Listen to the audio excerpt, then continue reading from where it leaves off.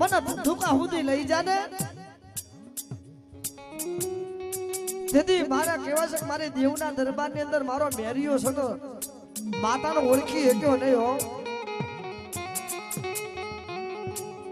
આમ તો માતા હર વખતે ડોશીનું રૂપ લે કે ખભા બેતની નાગણીનું રૂપ લે પણ વાર્તાનો થોડીક શોર્ટમાં લઉં છું તેથી માતા કહેવાય છે કે મારી બુટડીને ઓળખી નૃત્યો હક્યો અને પાલવડો પકડ્યો તો જો આવી માતા કદાચ મારી બુટડી રમાય બગાડ મારા બાપની તો એ બુટડી